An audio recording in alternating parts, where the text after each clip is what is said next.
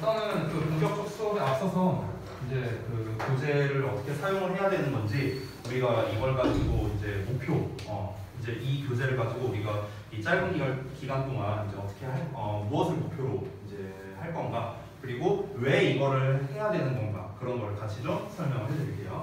자, 일단은 우리가 지금 하고자 하는 거는 전에도 제가 말했지만 이제 영작입니다. 영작. 쉽게 말하면. 지금 이제 우리 이번에 내신 대비도 그렇고 다음 내신 대비 일 때도 그럴 거고 내년에도 마찬가지일 겁니다. 지금 코로나 시대 이후로 중학교에서는 이제 서술형을 계속해서 출제를 안 하고 있는 추세죠. 올 객관식으로 계속해서 시험에 나오고 있습니다. 자, 여러분이 이번에 시험을 보셔서 알겠지만 그 시험에서 가장 그 점수라고 할까요? 점수 빈도라던가 이런 비중이 좀 높은 게 뭐냐? 다름 아닌 어법입니다. 어법. 그러니까 중학교 때에는 이 어법의 비중이 상당히 높아요. 상당히 높은데 문제가 뭐냐? 고등학교로 가게 되면은 이제 학생들이 이제 많이 갈리게 되는 게 보통 이제 시험에서 많이 출제되는 게 조금 어려운 말로 대입파악이라고 하거든요. 대입파악. 쉽게 말하면 글의 주제를 파악하는 능력이라고 보시면 돼요. 이런 거에 관련된 게 대부분 많이 나오고, 그리고 문제는 뭐냐? 서술형에서 이제 많이 갈리게 됩니다. 서술형. 이 서술형도 뭘 출제하는 거냐면요, 어떤 지문을 주고 이 지문에 대한 주제를 영작해라라고 시험을 냅니다. 주제를 영작하라고 시험을 내요. 그러면은 그런 유형의 문제를 풀려면 당연히 우리가 주제도 알아야 되고 이 글의 주제가 무엇인지도 알아야 되고 기본적인 여러분의 영작 능력도 필요합니다. 자, 근데 지금 문제가 뭡니까? 지금 중등부에서는 영작을 제대로 하고 있는가? 그렇지 않아요. 우리가 정규 수업 때는 이제 영작을 했었지만 내신 대비 수업 때는 사실 영작을 위한 학습을 거의 하지 않습니다. 왜? 내신에 안 나오니까요. 그렇죠? 근데 너네가 내년에도 내신에서 서술형이 안 나올 거고 계속 2년 내내 영작에 대해서 별로 신경을 안 쓸 가능성이 높다라는 겁니다. 그런데 고등부 가면 어떻게 된다? 영작을 출제한다고. 그거 아주 어렵게 어떻게 할 거야? 자, 그렇기 때문에 여러분에게는 이번 내신 대비에서 필요하기 때문에 아닙니다. 저는 늘상 말씀드리는 게 여러분이 솔직히 말하면 중학교 때 시험은요, 중학교 시험은 다 암기하면 그래도 최소 80점은 나온다고 생각해요. 솔직히 말하면요. 근데 그 암기만으로는 고등학교 때 안 먹히거든요. 고등학교 때는 다 암기해봤자 잘 나와야 50점이에요. 잘 나와야. 그렇기 때문에 여러분의 자체적인 실력을 올릴 필요가 있는데 그 자체적인 실력 중에서 여러 가지 중에 우리가 많이 접하지 못할 이 영작 부분을 제가 좀 하려고 이렇게 좀 교재를 준비를 했습니다. 그렇죠? 자, 그러면은 일단 이제 당위성은 충분하죠?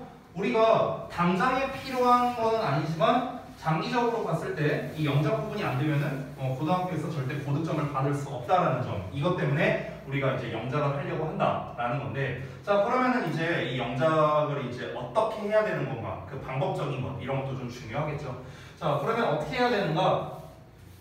제가 이제 이 교재를 이제 두 가지로 나눠서 이제 구성을 했는데 하나는 이론편이 있고 하나는 135제가 있죠. 이론편 교재는 말 그대로 이론이 담겨져 있습니다. 우리가 영작을 하기 위해서 필요한 요소들이 있어요. 딴나라 말이잖아. 영어니까. 그리고 우리가 왜 영어로 글을 쓰기가 어려운가, 이런 거에 대한 이유까지 제가 이제 교재에 담아놨습니다. 이 교재를 사실 선생님이 3년 전에 만든 교재예요. 되게 오래전에 제가 직접 이제 만든 교재이고, 그 교재 안에서 제가 설명을 다 써놨으니까 이따 읽으면서 같이 한번 확인을 해볼 겁니다. 그리고 두 번째로 135제는 뭐냐? 말 그대로 135문장을 가지고 우리가 직접 영작을 해볼 겁니다. 이번 특강 기간 내에. 그래서 다소 좀 난이도가 낮은 것도 있고 좀 어려운 것도 있고 이렇게 섞여 있어요. 그래서 여러분이 같이 한번 해보면은 좀 도움이 많이 될 것 같습니다. 자, 그래서 이제 여러분께서 이 이론편을 할 때 반드시 여러분이 좀 아셨으면 좋겠는 게, 우리가 지금 이제 나와 있는 내용 자체는 대부분 문법이나 어법에 관련된 건데, 중요한 건 문법 수업이 아니에요. 지금 우리가 하는 게 문법 수업이 아니기 때문에 얘를 어디다가 써야 되느냐를 항상 여러분이 기준으로 생각을 해야 됩니다. 얘를 어디다가 써야 되는가, 그래서 어떻게 해석이 되는가. 그래서 무슨 우리 문법 시간에 투부정사에 명사정, 형용사적, 부사적용법 이런 거 배우잖아요. 이건 별로 중요하지 않아요. 중요한 건 뭐냐면, 그래서 얘를 어디다가 쓸 건데, 그래서 얘가 여기에 들어가면 해석이 어떻게 되는 건데, 그래서 이게 이제 포인트라는 거야. 이거를 이제 우리가 흔히 이제 어를 활용한 어법이라고 하거든요. 어를 활용한 어법. 그러니까 이게 무슨 말이냐면은 보통 우리가 중학교 때 배우는 거는 사문법이라고 해요. 사문법. 근데 우리가 고등학교로 가면은 어문법이라는 걸 배워야 돼요. 무슨 말이냐면은 사문법은 뭐냐면 사자로 끝나는 애들 말하는 거예요. 사자로 끝나는 애들. 명사, 대명사, 형용사, 부사, 전치사, 접속사 이런 애들이 있죠. 이렇게 사자로 끝나는 애들. 근데 어로 끝나는 애들은 이런 애들이죠. 주어, 목적어, 보어, 수식어, 서술어 이런 애들. 어자로 끝나는 애들. 이렇게 우리가 중등부 때는 사문법 위주로 배우는데 고등부 때는 어문법 위주로 이제 넘어가게 된단 말이야. 근데 영작을 할 때 제일 중요한 포인트는 뭐냐면 사문법이 아니라 어문법이에요. 어문법. 얘가 주어로 쓰이느냐, 목적어로 쓰이냐, 보어로 쓰이냐, 아니면 수식어로 쓰이느냐, 서술어로 쓰이느냐, 어느 자리에 써야 되느냐가 제일 핵심이다 라고 볼 수 있겠습니다. 이 어문법에 대한 이해가 되면은 영작도 되고요, 해석도 됩니다. 심지어 해석도 돼요. 그렇기 때문에 이 부분에 대해서 제가 좀 간략하게 설명을 드렸고, 자세한 거를 이제 교재를 보면서 볼 건데, 자, 우리가 이제 커리큘럼은 어떻게 되냐면 수업 시간에 선생님이 전반적으로 이 이론편에 나와 있는 것들을 설명을 해줄 건데, 여러분이 이미 다 대부분 배웠던 내용입니다. 근데 이거를요 재정리한다고 생각을 해주시면 좋을 것 같아요. 여러분은 그동안 정규 수업 시간에 그리고 전에 저랑 내신 대비 할 때도 다 배웠던 내용이 이 안에 들어가 있을 겁니다. 근데 중요한 건 뭐다? 기준이 뭐라고? 이 배웠던 거를 다시 정리하는 거래요. 다시 정리하는 거라고. 다시 정리하는 거. 다시 정리한다는 건 뭐다? 기존에 여러분이 알고 있는 이 사문법에서 어문법으로 넘어가는, 이렇게 정리하는 과정이 필요하다라는 겁니다. 즉 다시 한번 뭐다? 어느 자리에 써야 되냐, 이걸 기준으로 무조건 생각하라고. 아시겠죠? 어느 자리에 써야 되느냐. 자, 그래서 이론편에서 제가 위주로 그렇게 수업을 할 거고, 이제 135제 같은 경우는 135문장이 이렇게 쭉 나와 있습니다. 문장이. 그래서 그 문장을 여러분이 직접 이제 영어로 작문을 해보게 될 텐데, 그 작문을 하는 방법까지 제가 수업 시간에 알려드리도록 할 테니까 그거에 맞춰서 여러분이 반드시 작문을 하셔야 된다라는 거예요. 이게 짧은 기간 동안 마스터 될 거라고 저는 생각하진 않습니다. 근데 여러분께서 어느 정도 감을 잡는다라고 생각하고 좀 여기에 임했으면 좋겠고요. 그리고 오늘 같은 경우는 첫날이기 때문에 선생님이 데일리 테스트를 출제하지 않았지만 이제 다음 시간부터는 데일리 테스트를 출제할 겁니다. 데일리 테스트는 무조건 영작이고요. 지금 우리 135제에 나와 있는 거에서 랜덤으로 뽑아서 제가 시험을 출제를 할 겁니다. 여기에서 변형을 해서 출제할 수도 있습니다. 제가 출제할 때는요, 변형을 할 수도 있고 안 할 수도 있고 이렇게 랜덤으로 출제할 건데요. 자, 같이 한번 내용 한번 살펴보도록 하겠습니다. 자, 페이지 넘어가면은 이건 이제 뭐 챕터가 나와 있는데, 챕터를 잠깐 보시면 챕터 1의 문장의 구조에 관련된 거, 사실은 제일 중요한 챕터입니다. 가장 기본이면서도 가장 중요한 챕터고요. 두 번째, 구에 대한 이해와 절에 대한 이해, 이렇게 나눠져 있는데 이 구와 절에 대한 것도 좀 명확하게 제가 좀 설명을 해드릴게요. 자, 그리고 그 다음에 뭐 제가 예전에 써놓은 멘트인데 필요 없습니다. 넘어갈게요. 자, 바로 넘어가서 챕터 1의 문장의 구조부터 한번 펴보겠습니다. 자, 여기 이제 뭐 이렇게 어쩌고저쩌고 써있는데요. 제가 심플하게 좀 한번 접근을 해볼게요. 처음에 영어와 한글이라고 이제 나와 있는데, 우리가 정말 기본기부터 다져볼 거거든요. 그러니까 여러분이 아는 내용이라고 생각하더라도 다시 한번 정립을 했으면 좋겠습니다. 우리가 흔히 그 이제 영어를 배울 때 영어가 되게 어렵다고 이제 생각하는 이제 친구들이 이제 많아요. 특히 선생님이 이제 신규생 상담을 이제 할 때 그 신규생 아이한테 물어봐요. 영어에서 뭐가 가장 자신 있고 뭐가 가장 자신이 없느냐 이렇게 물어보면 학생들이 이제 아주 다양한 답변이 나와. 뭐 예를 들어서 저는 단어 외우는 게 너무 싫다. 뭐 아니면은 뭐 문법을 잘 모르겠다. 뭐 아니면 뭐 독해를 잘 못하겠다. 뭐 여러 가지 이제 답변이 나옵니다. 기본적으로 다른 나라 말이니까 당연히 어려울 수밖에 없잖아, 영어라는 게. 근데 여러분 여기서 재밌는 게 하나 있습니다. 그 선생님이 이제 친한 친구가 있는데, 한 친구가 미국으로 어학연수를 간 적이 있었어, 예전에. 그리고 또 한 친구는 일본으로 아예 얘는 유학을 갔었어요. 이 친구는 이제 유학을 간 거고, 이 친구는 이제 어학연수를 갔었어. 그랬는데 이 친구는 어학연수 간 지 한 6개월 정도 이제 지났었고, 이 친구는 이제 1개월, 한 달 정도 이제 지난 이런 시점이었거든요. 근데 이제 이 둘의 공부 수준은 어떠냐? 거기서 거기에요. 둘 다 고등학교 때 한 4, 50점 받았던 놈들이야. 그냥 다 빡대가리들이야. 어쨌든가. 자, 근데 이제 이게 되게 재밌는 일이 있었어. 이 친구가 이제 6개월 이제 어학연수를 갔다가 이제 다시 왔어. 한국으로 와갖고 그래서 이제 얘기를 좀 했죠. 만나갖고 이런저런 얘기를 했는데 이 친구가 영어로 얘기할 수 있는 게 몇 개 없는 거예요. 대화가 별로 안 돼. 아니 6개월이나 있었잖아 미국에. 근데 별로 대화가 안 되는 거야. 이제 영어로 한번 대화를 해보자 공부할 겸 해갖고 했는데 대화가 안 돼. 저는 미국 가본 적도 없어요. 가본 적도 없는데 저보다도 훨씬 못하는 거예요. 영어를요. 뭐 한 거지 얘? 너 가서 놀기만 했지. 아니래. 그래서 이제 영어로 이제 그러면 내가 이제 얘기를 했죠. 야 우리 당분간 영어로 대화해. 막 이러면서 그래갖고 카톡도 막 다 영어로 이제 막 했어요. 근데 이제 영어로 하는데 뭐야 뭐 하나도 안 맞아. 뭐 문법적인 거 하나도 없고 다 틀려. 뭔 말하는지도 모르겠어 얘가. 아무튼 막 그랬어요. 근데 웃긴 건 뭐냐, 이 친구가 일본으로 유학 간 지 한 달 됐는데 이 친구는 이제 저랑 통화를 했거든요. 통화를 했는데 이제 이 친구가 그런 얘기를 하는 거야. 내가 이제 물어봤죠. 궁금해서 일상생활은 어느 정도 되냐 하니까 어느 정도 된대. 한 달밖에 안 됐는데. 그래갖고 왜 그럴까? 그럼 너 일본어로 뭐 글도 어느 정도 쓸 줄 아냐? 그러니까 아직 많이는 못 쓴다. 근데 그냥 대충 한자어가 너무 많아갖고 그래서 좀 어렵다. 그래서 한자 공부 많이 하고 있다. 뭐 이런 얘기를 이제 했었어요. 자, 그러면은 이 두 친구를 비교해봤을 때 영어 같은 경우는 우리가 초등학교 때부터 배우는 되게 친숙한 언어이고, 그렇죠? 그리고 얘는 단지 6개월이나 됐습니다. 근데 일본어 같은 경우는 보통 우리가 어렸을 때부터 배우는 언어는 아니잖아요. 보통은요.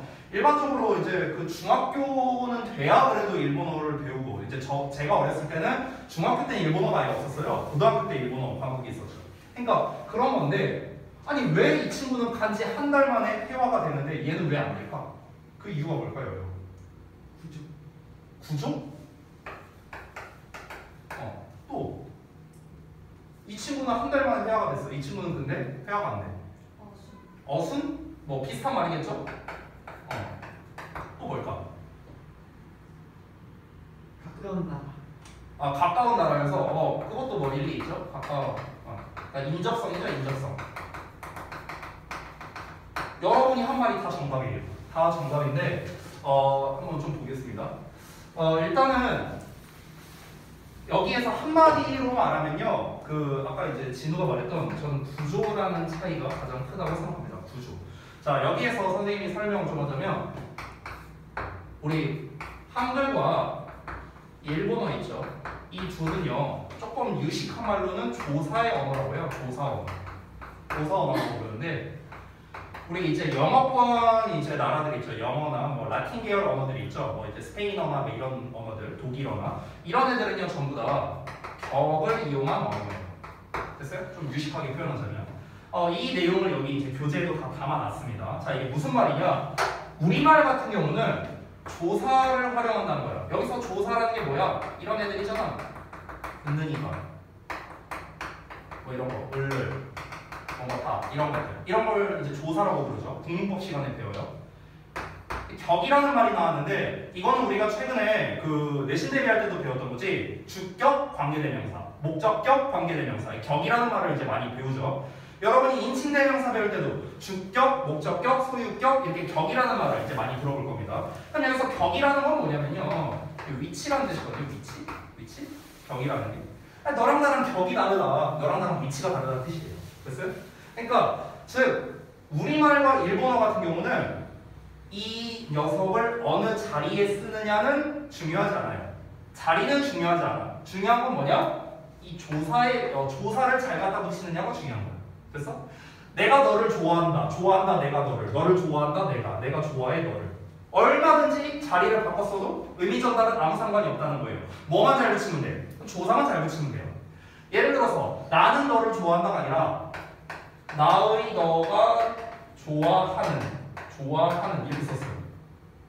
의미 전달 돼요? 안 되잖아, 그렇지? 그러니까 조사를 이상하게 붙이니까 의미 전달이 안 되는 거예요. 되셨죠? 자, 그런데 영어에는요, 엄밀히 말하면 조사라는 개념이 굉장히 취약합니다. 영어에는요. 영어에서도 조사를 표현할 수 있는 애가 있긴 있어요. 혹시 어떤 놈일까? 조사와 비슷한 역할을 하는 애가 있어. 그게 바로 뭐냐면 전치사예요. 전치사. 됐어? 전치사에 그런 역할이 있지만 전치사로 모든 조사를 나타낼 수는 없습니다. 영어는요, 자리에 따라 의미가 달라져요. 자리에 따라. 똑같은 friend라는 단어를 써도요, 여기다가 friend를 쓰면 친구는이 되는데 여기다 쓰면 친구를이 되고요, 여기다가 쓰면 친구의가 됩니다. 됐어요? 그러니까 똑같은 friend, 친구라는 단어여도 어느 자리에 쓰느냐에 따라 의미가 달라진다는 거죠. 우리가 지금 배우고자 하는 건 뭐지? 영어잖아요. 영어. 그러면은 여러분이 파악을 해야 되는 거는 어느 자리에다가 써야 어떤 의미가 전달되는지, 이게 제일 중요하다는 겁니다. 이게 지금 내가 말한 거에 대해서는요, 내가 다시 한번 말하지만 이미 여러분이 다 배운 내용에 포함되어 있습니다. 근데 이 기본적인 것조차도 여러분께서 잘 모르는, 여러분뿐만 아니에요. 고등학교도 심지어 대학교로 가서도 이런 것조차를 잘 모르는 사람들이 너무나도 많아. 여러분이 영어를 공부할 때 항상 1순위로 생각해야 되는 건 얘를 어느 자리에다가 써야 어떤 의미로 전달할 수 있느냐가 1순위예요. 무조건. 영어 공부할 때는요. 우리가 문법을 공부할 때 밑줄 쳐놓고 다음 밑줄 친 부분 중 어법상 가색한 걸 골라라, 뭐 이런 문제 나오잖아. 그 어법 문제가 결국 어떤 문제냐, 이 밑줄 자리가 이 녀석이 와야 할 자리가 맞아? 이거 물어보는 문제야. 자리 물어보는 거라고. 결국에는 자리 물어보는 거. 됐어요? 그러니까 영어에서의 핵심은 뭐다? 위치, 자리가 되는 거예요. 아시겠죠? 이거를 언제나 여러분 항상 기억을 하셔야 됩니다. 그래서 여러분께서 이 영어는요, 되게 세심한 언어예요. 우리말과는 달라. 우리말은 다시 한번 뭐다? 약간 영어에 비하면 투박한 언어예요. 그냥 대충 갖다 붙여도 돼. 뭐만 잘 붙이면 된다? 이거만 잘 붙이면 된다고. 자리는 상관없어. 하지만 영어는 어때? 얘를 여기에 쓰냐, 여기에 쓰냐, 이 아주 미세한 차이로 인해서 의미가 달라져요. 예를 들어서 만약에 우리가 이렇게 영어를 쓸 수도 있습니다. 만약에 He runs fast라고 말하는 거랑 He fast runs라고 이렇게 써볼게요. 그럼 둘이 문법적으로 what가 뭐야? runs 이렇게 썼어요. 그러면은 이 둘이 문법적으로 틀리냐? 아니요. 둘 다 문법적으로 맞아. 얘 부사니까 동사 뒤에다 쓰든 동사 앞에다 쓰든 상관없습니다. 보통은 이걸로 근데 더 많이 쓰긴 하죠. 그러면 지금 요 정도의 위치 차이밖에 없지만 실제로 의미적 차이는 어떠냐? 의미적 차이는 엄청나다는 거예요. 의미적 차이는 달라요. 이게. 그러니까 둘 다 우리말로 단순히 해석했을 때 그가 빨리 달린다 이렇게 해석할 수 있겠지. 그치? 근데 여기서 뭐다? 의미가 다르다는 거예요. 됐어? 뭐 의미 차이가 어떠냐라고 물어본다면 뭐 이제 세부적이긴 한데 이제 나의 어떤 객관적인 시선이냐 아니면 주관적인 시선이냐 뭐 이런 차이가 있어요. 뭐 이것까지 몰라도 돼. 그러니까 내가 말하고 싶은 중요한 건 뭐냐면은 얘가 문법적으로는 차이가 없지만 위치에 따라서 의미 전달이 달라진다는 겁니다. 영어는 다시 한번 뭐다? 위치에 굉장히 민감한 언어라는 거예요. 그래서 대충 그냥 그까이 거까이 여기다 대충 쓰면 되지 뭐 이랬다가 이제 망하는 겁니다. 영작은 아주 세심하게 여러분 이렇게 살살 건든다는 느낌으로 접근을 해주셔야 되는 거예요. 아시겠죠? 자, 그래서 일단은 영어와 한국어를 기본으로 이제 제가 이렇게 비교를 좀 해봤는데 결국 중요한 건 뭐다? 언어의 구조가 다르기 때문에 비교적 우리가 초반에 일본어를 좀 빨리 배울 수 있는 거고 영어 같은 경우는 시간이 좀 걸린다. 그래서 이 중국 사람들이 영어 되게 잘하거든요, 여러분. 왜 중국 사람들이 영어를 잘하는가? 중국어의 어순과 영어의 어순이 똑같기 때문에 그래요. 실제로 구조가 비슷합니다. 구조가 비슷해요. 그래서 중국 사람들이 영어를 쉽게 받아들이는 거예요. 아시겠죠? 자, 그래서 이제 아래 있는 이제 내용을 한번 샘플로 볼 건데 여기 이제 어순에 대해서 이렇게 지금 정리가 되어 있는데 어떻습니까? 한국어 같은 경우는 빨간 모자를 쓴 그 남자는 복식이자라는 벌판을 가로질러 달렸다 이렇게 나와 있죠? 그럼 어순이 다 막 이렇게 뒤죽박죽으로 돼 있어. 영어로 바꾸니까. 됐어? 근데 영어랑 프랑스어, 독일어, 스페인어랑 다 비교해보면 어떻습니까? 어순이 다 어때요? 똑같죠. 됐어요? 그러니까 결국에 우리가 이 라틴 계열 언어, 즉 이제 이런 스페니쉬나 아니면은 불어나 뭐 이런 프랑스어나 뭐 이런 애들이 이제 좀 비교적 영어를 잘 배우는 이유가 동일한 어순과 동일한 구조를 가지고 있기 때문이다. 이렇게 우리가 정리할 수 있겠습니다. 자, 그럼 우리가 이 어순에 대한 이해를 제대로 해야만 영작을 잘하든 문법을 잘하든 독해를 잘하든 이렇게 되겠죠. 어떤 걸 공부하든 간에 영어에서의 1순위는 위치예요. 위치. 어떤 걸 공부하든 간에. 자, 그래서 여기 이제 제가 마지막에 써놨는데 영어로 글을 쓰기 위해 가장 중요한 건 뭐다? 위치 선정이에요. 위치 선정. 제일 중요한 거예요. 아시겠죠? 자, 그러면 이제 여기까지 알았어. 아, 영어에서는 자리를 잘 잡는 게 중요하구나. 그러면 그 자리를 어떻게 잡아야 돼? 이제 이걸 알아야겠죠. 그렇죠? 그 기준이 바로 우리가 지겹게 배워왔던 팔품사, 성분, 오형식 이런 애들을 가리키는 거예요. 됐죠? 그래서 걔네들을 이제 한번 가볍게 살펴보도록 하겠습니다. 자, 바로 다음 가볼게요.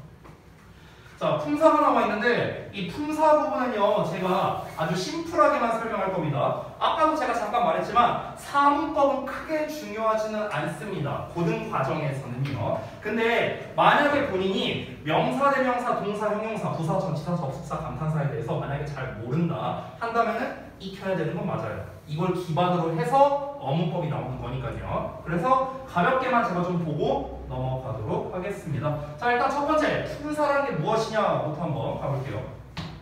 단어의 기능과 형태, 의미에 따라 구분 지어놓은 집단. 이게 바로 품사입니다. 자, 이게 뭔 말이냐? 다시 한번. 여기서 포인트가 되는 말은 뭐냐면요. 단어예요. 단어. 됐어요? 이게 되게 중요한 말이거든. 자, 이게 왜 중요한 말이냐? 여러분, 지금 요 녀석을 보기 전에 앞서서 잠깐 요 설명을 좀 드릴게요. 우리가 단위를 한번 좀 잡아볼게요. 단위. 어떤 언어의 단위. 자, 한글을 먼저 보겠습니다. 우리가 한글로 글을 쓸 때 최소한의 단위는 자음 플러스 모음이죠. 그렇죠? 자음과 모음이 가장 작은 단위고 이 자음과 모음을 합쳐서 단어를 만드는 거죠. 이 단어를 가지고 우리가 이제 뭘 만듭니까? 문장을 만드는 거고 그리고 문단을 만드는 거겠죠. 됐어요? 이런 식으로 이제 단위가 흘러가는데 영어 같은 경우는 어떨까? 영어에서의 최소 단위는 뭐겠어요? 알파벳이죠, 당연히.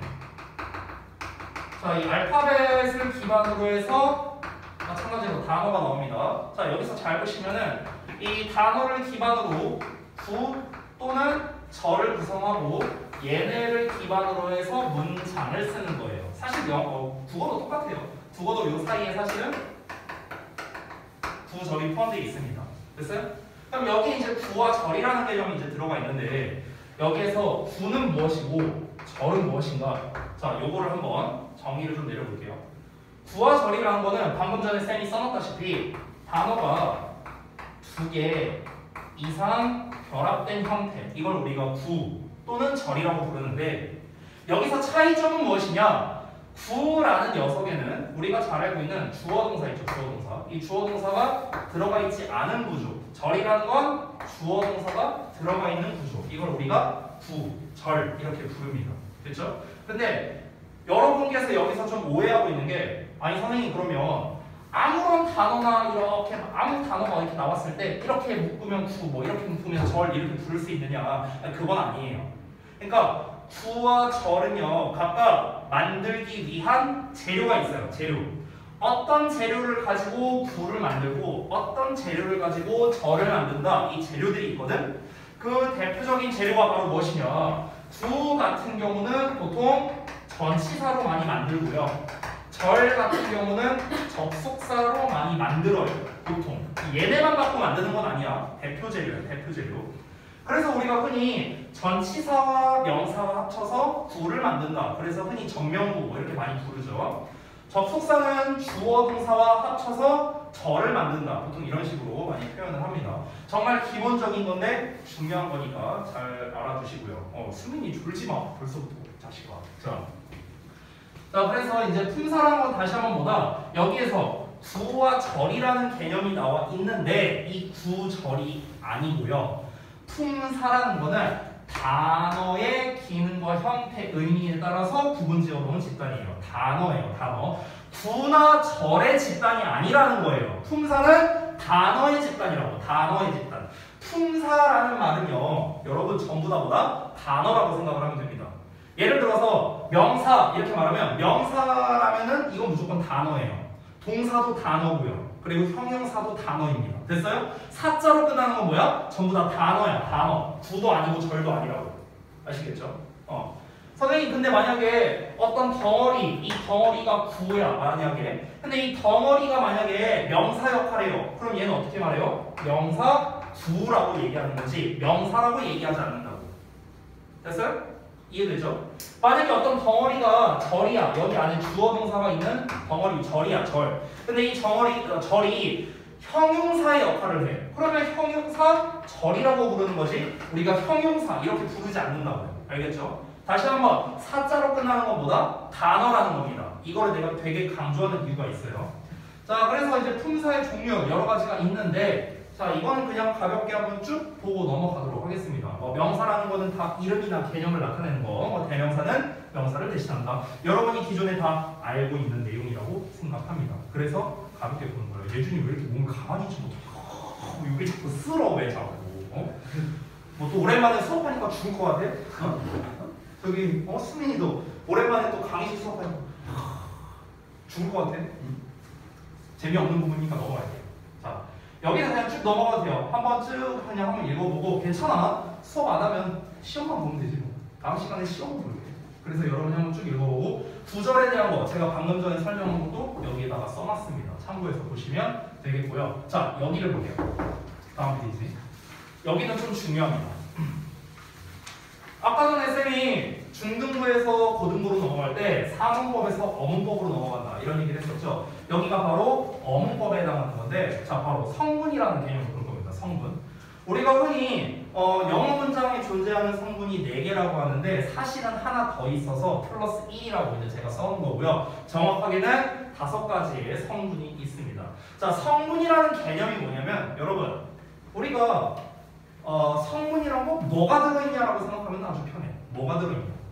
그러니까 예를 들어서 내가 여기 예시에도 써놨는데 야 토마토 주스의 성분이 뭐냐 이렇게 물어보면 토마토 이렇게 말할 거 아니냐 이네가. 그러면은 토마토 주스라는 걸 만들기 위해서는 토마토도 들어가야 되고 뭐 예를 들어서 뭐 설탕도 들어가야 되고 뭐 물도 들어가야 되고 등등 뭐 여러 가지 들어갈 거 아니냐. 그렇죠? 그러면은 이 녀석들은 전부 다 뭡니까? 토마토 주스를 만들기 위한 재료들이잖아. 재료들. 맞아? 됐어? 이것들 하나하나를 우리가 뭐라 한다? 성분이라고 부른다고. 성분. 됐어요? 얘를 만들기 위한 재료, 즉 성분이 되는 거야. 됐어? 그럼 우리가 지금 배우고자 하는 성분이라는 거는요. 뭐냐? 똑같습니다. 자, 문장을 만들 거야. 문장. 그럼 문장을 만들려면 문장을 만들기 위한 여러 가지 재료들이 있겠지. 그 재료가 바로 뭐냐? 어자로 끝나는 애들이야. 어자로 끝나는 애들. 주어, 목적어, 보어, 수식어, 서술어. 됐어? 이렇게 어자로 끝나는 애들을 가지고 우리가 조합을 해서 문장을 만드는 거라고. 됐나요? 자, 근데 이 성분이라는 거는요. 아까 우리 품사랑은 다릅니다. 품사는 단어의 집단이었어. 단어의 집단. 그런데 이 어자로 끝나는 애들은 단어뿐만 아니라 구나 절도 요 자리에다가 쓸 수 있어요. 구나 절. 됐어요? 단어뿐만 아니라. 그러니까 주어 자리에 I나 she나 he나 얘네만 쓸 수 있는 게 아니라고. 뭐가 나올 수도 있다? 덩어리가 나올 수도 있어. 근데 이 덩어리가 구야. 또는 덩어리를 쓸 수도 있어. 근데 이 덩어리가 절이야. 이렇게도 쓸 수 있다는 거야. 됐어? 나머지도 다 마찬가지야. 다 마찬가지야. 됐나요? 자, 그래서 문장을 이루는 구조는요. 총 이렇게 5가지밖에 없다. 이 5개를 조합해서 여러 가지 버전의 문장이 나오는데 그 문장이 총 몇 개 있을까요? 문장이 5개 있죠. 그래서 우리가 그걸 문장의 오형식이라고 부르는 거예요. 됐어요?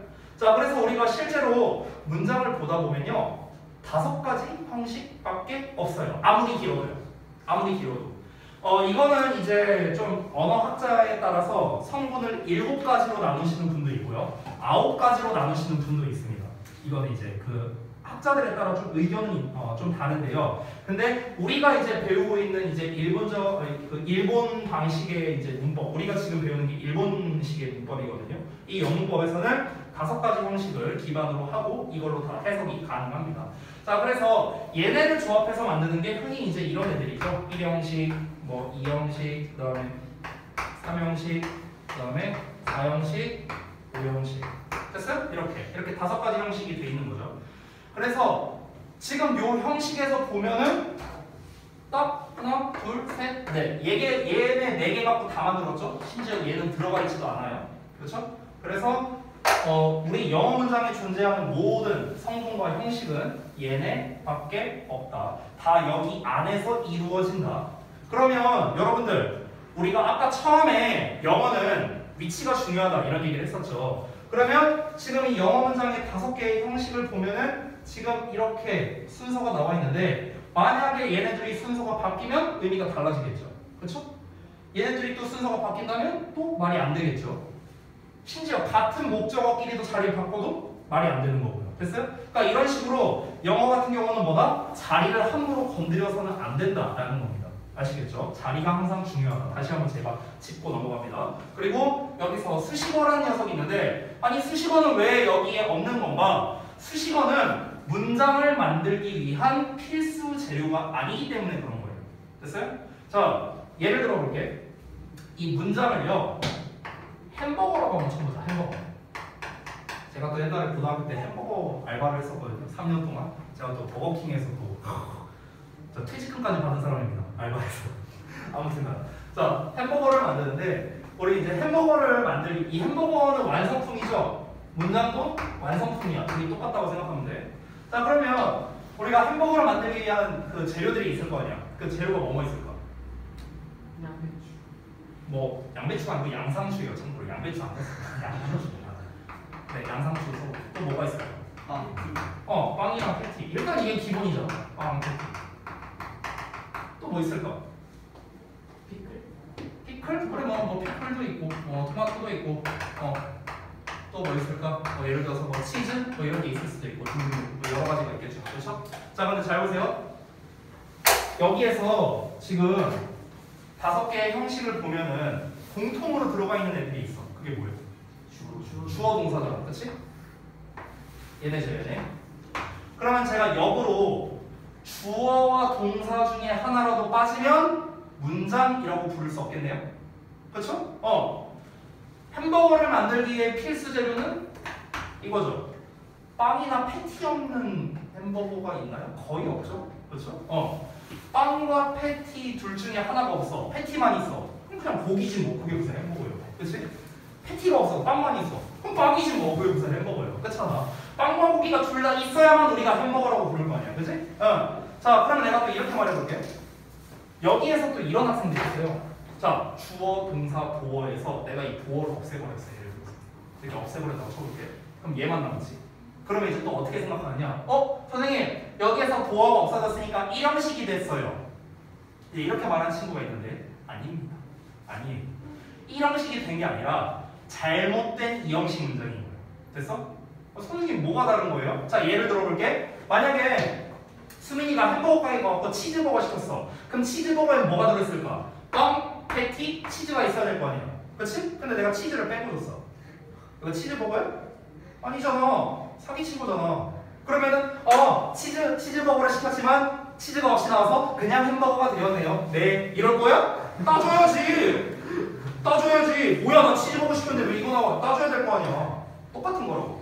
나는 이 형식을 만들기 위한 문장을 이 형식을 구성하고 싶어서 문장을 이제 만들려고 한 건데 아니 C를 마침 C네 치즈예요. 마침 C가 없어. 그럼 이게 그냥 햄버거니까 나 만족하면서 먹을래 이런다고? 말이 안 되죠. 잘못 나온 치즈버거잖아. 잘못 나온 치즈버거. 됐어요? 이렇게 되는 거야. 내가 더블 불고기를 시켰는데 불고기 하나가 빠졌네? 그럼 네가 만족하고 먹는다고? 아니잖아. 더블로 나와야지. 됐어? 그러니까 이 문장에 나와 있는 이 주어 동사는 문장을 만들기 위한 필수 재료예요. 즉 햄버거를 만들기 위한 가장 기본 재료라고 보면 돼요. 기본 재료. 그리고 여기에 나와 있는 얘네들은 뭐냐면요. 특정한 햄버거를 만들기 위한 재료라고 생각하면 돼요. 특정 햄버거를 만들기 위한 필수 재료. 치즈버거를 만들려면 치즈가 있어야 되고 아니 불고기 버거를 만들려면 불고기 패티가 있어야지. 그렇잖아. 특정 햄버거를 만들기 위한 즉 특정 문장을 만들기 위한 특정 재료가 되는 거예요. 됐어요? 그러면은 근데 여러분 생각을 해봐라. 내가 치즈버거를 시켰어. 근데 진짜 치즈버거에 빵, 고기, 치즈 딱 이것만 있어. 아무것도 없어. 맛이 있을까? 맛이 없겠죠. 아니 뭐 소스도 있어야 되겠고 아까 이제 뭐 말한 대로 뭐 양상추를 넣든 토마토를 넣든 베이컨이 있든 뭔가 있어야 될 거 아니야. 맛이 없잖아. 그치? 그러면 어떻게 해야 돼?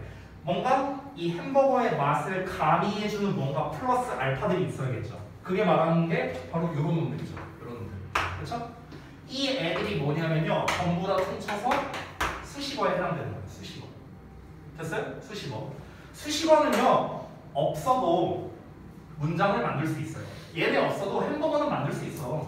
근데 어때? 맛이 없어. 맛이 없다고. 문장도 똑같아. 얘 없어도 문장 만들 수 있어. 다만 어때? 문장이 맛이 없어. 문장이 맛이 없다는 건 무슨 말이냐면요. 뭔가 좀 정확하게 좀 전달이 잘 안 될 수 있다는 거. 정확한 전달이 안 될 수 있다. 이게 문장이 맛이 없다는 거. 알겠죠? 그러니까 문장을 뭔가 좀 더 풍요롭게 하고 좀 더 맛있게 얘기하기 위해서 우리가 수식어를 쓰는 거죠. 우리가 수식어가 없는 삶을 산다면요. 그러면요. 여러분은요. 안 그래도 지금 여친도 없는데 더 여친을 못 사깁니다. 여자친구를 사귈 때 뭔가 멋있는 말로 고백을 해야 될 거 아니야. 고백할 때. 야, 내가 지난번부터 이렇게 해왔었는데 내가 이제 정말 너를 많이 봐왔었는데 이런 말 못해요. 지난번부터 이런 말도 못해. 그럼 어떻게 말해야 돼? 나는 너를 좋아했어. 지금도 좋아해. 나랑 사귀자. 뭐 이렇게 얘기해야 돼. 뭐 수식어를 빼고 얘기해야 되니까. 그럼 뭐야? 여러분은 평생 무술로 살아야 됩니다. 수식어가 없다면요. 그러니까 수식어란 건 뭐야? 말을 좀 간지나게 해야 될 거 아니야. 그 간지를 더해주는 게 바로 수식어라고 생각하면 돼요. 아시겠죠? 자, 그래서 다시 한번 이제 뭐 문장의 이제 기본 성분, 요소들, 재료들 그리고 그 문장의 종류까지 한번 이제 같이 알아봤는데 그 내용이 이제 여기에 다 나와 있는 내용들입니다. 자, 그런데 여기를 보면은요, 뭐가 겁나 많이 나와 있어요. 뭐야 이거? 딱 봐도 뭔지 모르겠지만 토 나와. 뭔지 모르겠지만 뭐가 이렇게 쭉 나와 있어요. 자, 이거를 한번 정리를 한번 해보겠습니다. 자, 하나씩 좀 보자면은 이 재료들에서 주어를 먼저 볼게요. 주어는 항상 문장 맨 앞에 나오죠. 그렇지? 이 주어 자리에는 뭐가 들어갈 수 있냐면요. 명사만 들어갈 수 있거든. 명사. 아까 우리 사자로 끝나는 거 있었죠. 그렇죠? 근데 여기서 명사만 들어갈 수 있냐? 그건 아니고 명사의 친척인 대명사도 들어갈 수 있어. 대명사. 그리고 또 뭐가 들어갈 수 있냐면 명사 구도 들어갈 수 있고요. 명사 절도 들어갈 수 있어요. 됐어요? 그러니까 이 주어 자리에는 명사 같은 애는 다 들어갈 수 있다는 거야. 명사 같은 애. 아까 전에 선생님이 말했던 거 좀 기억해봐. 품사는 단어였어. 지금 우리가 배운 건 성분이야. 성분. 이 성분에는 뭐가 들어갈 수 있다? 단어, 구, 절 다 된다고. 아까 얘기했었지. 됐어? 그러니까 이 주어 자리에는 어떤 he나 she나 it이라는 그냥 일반 대명사, friend라는 일반적인 명사, 아니면은 어떤 단어 두 개가 합쳐졌는데 주어 동사가 없는 명사구, 단어 두 개 이상이 합쳐졌는데 주어 동사가 있는 명사절, 이게 전부 다 들어갈 수 있다는 거예요. 전부 다. 그 종류를 쌤이 여기다가 써놓은 거예요. 여기다. 자, 그래서 하나를 보자면, Roy is happy to meet you. 자, Roy는 너를 만나서 행복해. 아닙니다. 별로 안 행복해요. 자, 어쨌든간, 자, 여기서 Roy, 이거 뭡니까? 그냥 명사잖아, 명사. 그쵸? 자, 단어 형태의 주어가 나온 거야. 자, 그 다음에 볼게. Make my dog yesterday made me happy. 그러면 어제 내 개를 만난 게 나를 행복하게 만들었다라고 했어. 그럼 여기에서 어떻습니까? Meeting my dog yesterday라고 하나, 둘, 저희, 너희 네 단어가 나왔어. 근데 이 네 단어 안을 살펴보면 여기에 주어 동사가 있진 않거든요. 내가 하나 말해줄게. 여러분, ing는요 동사일 가능성이 0%입니다. 알겠어요? ing 동사가 아니에요. 자, 주어 동사가 없는 덩어리가 지금 주어 자리에 나왔어요. 그래서 이거를 우리가 구 형태의 주어가 나왔다. 일명 동명사라고 하죠. 저 ing를. 자, 또 있습니다. To make my dog yesterday made me happy. 똑같아요, 위에 거랑. 그럼 뭐야? 여기서는 우리가 흔히 투부정사라고 배우는 녀석이 나왔네요. 이건 뭡니까? 마찬가지로 구 형태 주어가 나오는 겁니다. 명사 구가 나온 거고요. 자, 그 다음에 또 구 형태. How to teach you is my concern. 자, 너를 가르치는 방법이 내 걱정이다. 예, 제 걱정이에요. 자, 그래서 여기에서 어떻습니까? 주어 동사가 없지, 여기도 보면은요. 그렇기 때문에 얘도 뭡니까? 구 형태의 주어가 나와 있다. 이렇게 볼 수 있겠습니다. 자, 그 아래부터는 쫙 절에 대한 버전이 나온 겁니다. 그래서 여러 가지가 나왔어요. Why I love my dog is simple. 여기에서 이렇게 보시면 여기 I 주어 나왔고 love 동사 나왔고 여기도 I love 전부 다 주어 동사가 나와 있죠. 그렇죠? 그래서 이 녀석들이 전부 다 뭐다? 절 버전의 주어이다 라고 이렇게 나와 있는 겁니다. 자, 그래서 이제 여러 가지 종류가 나와 있는데 중요한 건 뭐냐면 주어 자리에는 명사 같은 애들이 전부 다 나올 수 있구나. 됐어? 자, 다시 한번 제가 정리할게. 우리가 지금 배우는 건 뭐다? 영작이고 어느 자리에 뭘 써야 되는지가 핵심이에요. 우리가 지금 배워야 되는 거에서 어느 자리에 뭘 써야 되냐. 지금 우리가 처음에 배우고 있는 건 주어 자리에 뭘 쓸까입니다. 주어 자리에 뭘 쓸까. 주어 자리에는 명사, 명사구, 명사절이 다 가능하다라는 겁니다. 오케이? 이걸 정리한 겁니다. 자, 그 다음에 이제 서술어. 우리가 흔히 서술어라는 거는 동사라고 이제 많이 표현을 하죠. 그래서 이 동사라는 녀석은 이제 어떤 종류가 있는가? 동사는 사실 그냥 동사 그리고 동사구까지만 있어요. 동사절이라는 건 없어. 동사절은 없어요. 동사는 딱 동사랑 동사구 이렇게 두 종류만 있습니다. 그래서 이거를 선생님이 시제와 능동태, 수동태 버전으로 이렇게 나눠서 썼는데 이 부분은 그냥 간략하게만 보고 넘어가겠습니다. 자, 동사라는 녀석은 역시나 또 우리 문장에서 핵심 재료가 되겠죠. 없으면은 아예 의미 전달이 불가능합니다. 동사라는 녀석은요. 자, 넘어가고요. 그 다음에 목적어 나오는데 이 목적어도 똑같습니다. 어떤 동사의 목표물이 되는 성분으로서 여기에도 똑같이 명사, 대명사, 명사구, 명사들이 나올 수 있습니다. 전부 다. 그래서 지금 여기에 목적어 자리에 해당하는 애들 보면은 아까 주어 자리에 해당하는 애들과 다 이렇게 똑같다라는 게 이제 표시가 되어 있을 겁니다. 여러분 앞으로 배우는 건 다 몰라도 돼요. 근데 지금 하는 건 알아야 돼. 알겠지? 그만 줘라, 수민아. 내가 벌써 아까부터 봤어. 그만 줘. 자, 그 다음에 보어 같은 경우 이 보어를 좀 잘 모르는 친구들이 있어서 그런데 내가 여기를 좀 특별히 더 설명해 줄게. 자, 이 보어만 내가 따로 빼서 좀 설명해 줄게. 보어. 내가 보어가 뭐냐 이렇게 물어보면은 애들이 대답은 잘해. 뭐 CEO 이렇게 말하는 사람도 있고 보충 설명해 주는 거예요. 뭐 이러면서 설명은 잘해. 근데 내가 그 다음에 이어서 이렇게 물어볼게요. 보충 설명해 주는 게 뭔데? 보충 설명해 주는 게 뭔데? 그래서 보어 우리말로 어떻게 해석하는데? 이러면 아무도 몰라요. 이러면 아무도 몰라. 주어 어떻게 해석해? 은능이가요. 목적어 어떻게 해석해? 을르리요. 동사 어떻게 해석해? 뭐뭐 다요. 이건 다 맞추거든? 보어 어떻게 해석해? 아무도 몰라. 진우야, 보어 어떻게 해석해? 우리말로? 몰라요. 아무도 몰라. 왜 그럴까? 그 이유가 뭐냐면요. 문법책에 안 나와 있어요. 문법책에 안 나와 있어. 보어를 어떻게 해석해라. 문법책에 보어 해석법이 어떻게 나와 있냐면요. 보통 뭐뭐뭐뭐 이다 이렇게 나와 있어. 여러분 이다는 비동사 해석이잖아. 보어가 아니에요. 잘못 나와 있는 거야. 엄밀히 말하면. 그리고 보어라는 개념조차도 잘 몰라. 보충 설명이라고 하는데 보충 설명이 뭔지 몰라요. 그 개념을 잘 몰라. 그래서 이거를 제가 좀 정리해서 말씀드리도록 하겠습니다. 자, 일단 보어라는 거는요. 종류가 두 개가 있어요. 명사를 활용한 명사 보어가 있고요.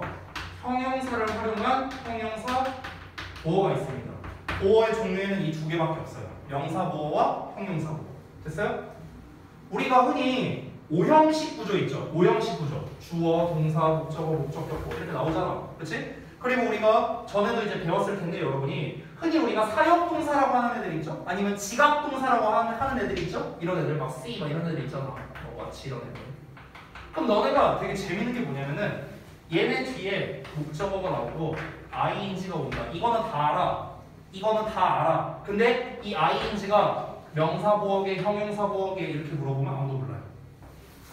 이 보어가 어떤 보어인지 알아요 혹시? 이 ing가? 둘 중에 어떤 건지 알아요? 봐봐, 답이 안 나오잖아. 그렇지? 그러니까 여러분이 지금 보어에 대한 개념조차도 지금 잘 모르고 있다는 거. 이게 문제인 거죠. 그러니까 니네가 맨날 뭐냐? 얘가 목적격 보어인지 부사 수식어인지 구문분석도 못하는 거예요. 보어가 뭔지 모르니까. 됐어? 그래서 이거를 좀 제가 설명을 드릴게요. 잘 들어보세요. 자, 일단은 아주 쉽게 접근해 보겠습니다. 명사 보어가 나왔을 때랑 형용사 보어가 나왔을 때 해석이 달라요. 해석이 달라. 그 해석법을 가르쳐 줄게요. 명사 보어는요. 조금 어려운 말 쓸게. 동격을 표현한다고 흔히 얘기를 합니다. 동격. 형용사 보어는요. 흔히 서술의 의미를 담는다라고 해요. 조금 어려운 말이야. 쉽게 풀어볼게. 쉽게. 자, 명사 보어는요. 어떻게 해석하면 되냐면요. 그냥 명사 그대로 해석하는 법을 따로 써줄게요. 명사 그대로 해석이 되거나 아니면은 뭐뭐로 뭐뭐라고 이렇게 해석이 돼요. 우리말로 해석할 때. 해석법이 이렇습니다. 자, 얘는 서술의 의미를 가진다고 했는데 이 서술한다는 게 뭐냐면요. 쉽게 말하면 동사처럼 해석이 된다는 거거든요. 동사처럼 해석. 동사처럼 해석이 된다는 게 포인트입니다. 이 형용사 보호 같은 경우는. 그래서 우리말로 이제 해석이 어떻게 되냐? 사실 되게 다양해요. 얘는 해석하는 방식이 어떻게 해석되냐? 뭐뭐 하게, 뭐뭐 한 상태로, 뭐뭐라고, 뭐뭐 한다는 것을 뭐 등등등 해석하는 방식이 굉장히 많습니다. 여러분이 봤을 때, 쌤, 뭐뭐 한다는 것의 을인데 얘 목적어 아니에요? 아니에요. 여러분, 을을 붙인다고 목적어가 아니에요. 됐어? 포인트는 뭐냐면 동사처럼 해석을 한다는 게 포인트예요. 동사처럼 해석한다. 아주 쉬운 예시를 보여줄게요. 예를 들어서 우리가 he's a student라고 써봐. 그러면 지금 우리가 그는 학생이다라고 누구나 다 해석을 할 수 있죠. 그러면 여기에서 잘라서 보면 얘는 그는, 얘는 이다, 얘는 학생이잖아. 됐어? 그럼 여기서 a student는 어떻습니까? 명사 그대로 해석이 되고 있죠. he는 어떻게 해석되고 있어? 는이 붙었잖아. 됐어? 비동사도 이다 이렇게 붙었죠. 이 다가 붙었잖아. 다가. 그렇지? 근데 여기 student는 어때요? 그냥 학생 이러고 끝났잖아요. 그렇죠? 자, 또 하나 예를 들어서 만약에 뭐라고 볼까? They call me Jack 이렇게 한번 써볼게요. 그럼 얘는 구문분석하면 주어, 동사, 목적어, 목적격보 이렇게 쓰이거든요. 됐어? 그럼 이 보어가 어떻게 해석되는지 봐봐. 잭이니까 명사죠. 명사보어죠. 해석이 어떻게 될까? 그들은 불렀어. 나를 잭이라고. 됐어? 또는 잭으로. 됐어? 이렇게 해석되는 거야. 이렇게 해석되는 거라고. 여기서 포인트는 뭐냐? 보어라는 거는 명사로 나왔을 때는 이런 식으로, 형용사로 나왔을 때는 이런 식으로 해석된다는 게 포인트예요. 이걸 잘 몰라요, 학생들이. 예를 들어서 제가 지각동사로 한번 활용해 볼게요. 지각동사. 만약에 she saw me crossing the street 이렇게 썼어. 이렇게 썼어. 그러면 해석이 어떻게 됩니까? 그녀가 봤어. 내가 길을 건너는 것을. 이렇게 해석하죠. 그렇죠? 그럼 여기에서 이 crossing만 해석하면 이렇게 해석되죠. 건너는 것을. 그렇죠? 그러면 지금 이 해석은 어디에 해당돼요? 여기야, 여기야. 명사야, 형용사야. 건너는 것을 이렇게 해석했어. 어디에 해당돼요? 여기 있잖아. 뭔가 한다는 것을. 됐어? 그래서 얘가 뭐야? 형용사예요. 형용사. 이 crossing. 형용사. 됐어? 그래서 이 crossing이 이 녀석의 정체가 뭐냐면요. 여러분, 분사예요. 분사. 우리가 현재 분사라고 부르죠. 현재 분사. 여러분, 분사는 품사가 뭔지 알아요? 형용사예요. 그러니까 형용사니까 이렇게 해석이 되는 거죠. 됐어? 그러니까 이게 다 이유가 있는 거야. 그냥 해석되는 건 없어요. 영어에서. 다 이 기본적인 구성에 맞춰서 해석이 되는 겁니다. 그냥 단어 갖고 대충 그냥 그냥 그까이 거 대충 이렇게 해석하는 건 없다는 겁니다. 영어에는요. 다 이유가 있다는 거예요. 이유가 있다는 거예요. 됐어요? 보어에서는요, 여러분이 요것만 기억하셔도 돼요. 요것만 기억해도 돼요. 애들이 잘 몰라요. 이걸 잘 몰라. 이걸 갖고 어법에서 시험을 내기도 합니다. 그러니까 이 보어, 특히 오형식 구조에서의 이 목적격 보어, 이거 구분 자체를 잘 어려워하는 친구들이 많은데 이거를 여러분이 잘 기억해 주시기 바랍니다. 이렇게 해석이 된다는 거 아시겠죠? 자, 그래서 이제 보어까지 알아봤고 그 다음에 이제 수식어가 나와 있는데 자, 요것도 한번 볼게요. 자, 이거 다 지우겠습니다. 이 수식어도 또 잘 몰라. 이것도 잘 몰라. 자, 한번 보자. 수식어. 수식어는요, 종류가 두 개가 있거든요. 우리가 흔히 구문 분석할 때 이렇게 많이 쓰죠? 이렇게 많이 쓰죠? 구문 분석할 때. 이건 뭡니까? 그러니까 형용사 수식어죠. 형용사 수식어. 이거는 부사 수식어죠. 그렇죠? 자, 형용사 수식어와 부사 수식어, 얘는 해석이 어떻게 되는가? 그 해석도 알려드릴게요. 형용사 수식어는요, 우리말로 니은자 받침, 리을자 받침, 뭐의 이렇게 해석해요. 됐어요? 뭐뭐 한, 뭐뭐 할, 뭐뭐의 이렇게 해석되는 거. 됐어? 이런 애들이 형용사 수식어예요. 여러분이 그 독해교재 우리 그 자습서 같은 걸 보다 보면 알 텐데요. 오브 있죠, 오브. 전치사 오브. 이 전치사 오브에 여러 가지 뜻이 있지만 대표적인 게 뭐뭐의 아니야? 그렇죠? 이렇게 앞에 나와 있는 명사를 꾸며주는 거거든요. 의로 해석되죠. 그래서 오브가 대부분 형용사 수식어인 경우가 많은 거예요. 뭐고 의잖아. 됐어? 자, 그 다음에 부사는 어떻게 되느냐? 부사는 솔직히 얘는 해석이 정해져 있는 게 없어요. 너무 많아요. 종류가 너무나도 많이 있습니다. 자, 근데 중요한 건 뭐냐면요. 형용사는 어디까지나 명사를 꾸며준다는 점. 그러니까 형용사 수식어 근처에는 반드시 명사가 있어야겠죠. 그렇죠?